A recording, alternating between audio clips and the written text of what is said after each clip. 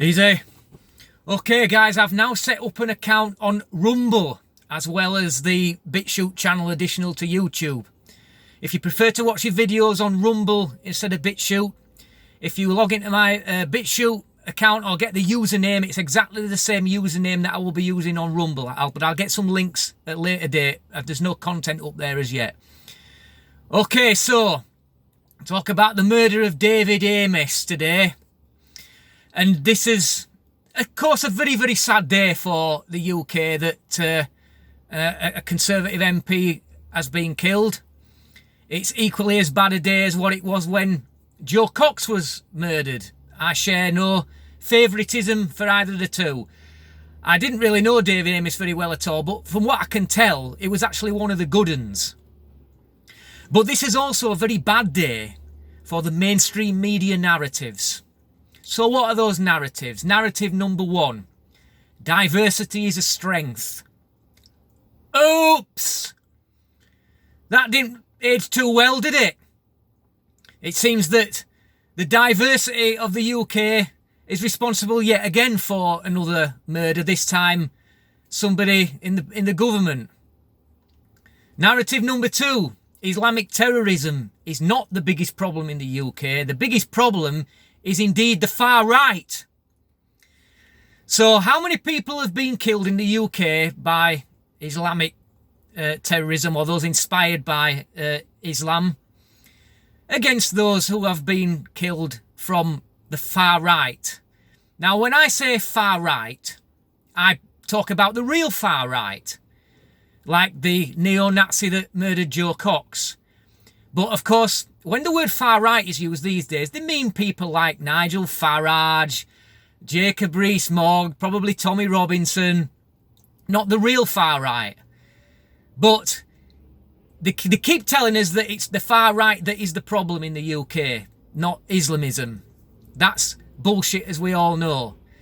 Narrative number three is that we don't really need to be so concerned about Islamic terrorism anymore because there is this really good strategy in place called prevent. Oops! It seems like the murder of David Amess was in fact referred to the prevent strategy. I don't know what his status with them was, but I know that he had been referred to them. So that's not working too well now, is it? Okay, so my question is now, what are the government going to do now that one of their own has been murdered? Are they going to use this opportunity to engage with people like Tommy Robinson, who know a lot about Islamism and Islamic terrorism and radical Islam? Why don't they just swallow their pride and speak to him about it? They will probably learn a lot. But they're not going to do that, are they? Are they going to now use this as a means to stop all the illegal boats crossing the channel? Because we've seen about 20,000 people so far this year cross that way. And any one of those guys could be an Islamic terrorist. They could have committed an atrocity somewhere else or been radicalised. What I think they're going to do, instead of taking these two options, is they're going to now go after Telegram. Why? Well, because Anjem Chowdhury is active on Telegram, and Anjem Chowdhury, it would appear, has been an inspiration for this individual of radicalisation. Of course, Tommy Robinson is active on Telegram, and I follow a few other people on Telegram. I also follow Britain First, and I also follow the No More Lockdowns campaign, which is led by David Clues from Unity News Network.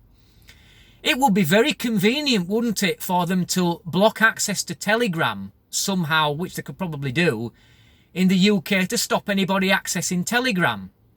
I think it's likely that that sort of remedy will happen instead of tackling the problem head on.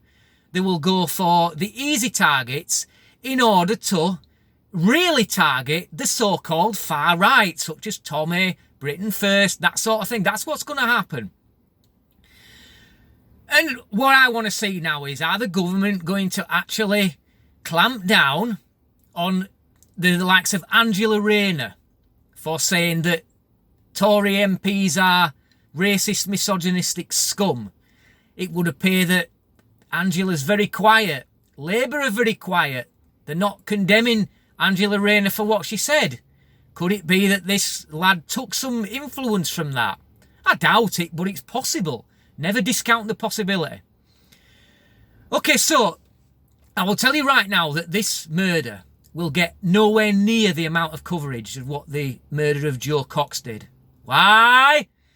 Because David Amess is a Brexiteer Tory gammon, and Jo Cox was a immigration-loving liberal. So the mainstream media are not going to give this anywhere near as much coverage. It will be very swiftly forgotten, I think. And the last point I want to make here is Sadiq Khan. Are you having a fucking laugh, Sadiq? He says that David Amess passed away. No, he didn't pass away. He was brutally fucking murdered. So let's get it right. We know that Sadiq Khan is an Islamist lawyer who has defended these people. It seems like that his radicalism still runs deep. To say that he's very sorry that David Amess passed away. Yeah. Let's get the wording right, shall we, Sadiq? You're just as bad as these people. Thanks for watching. Till next time. Easy.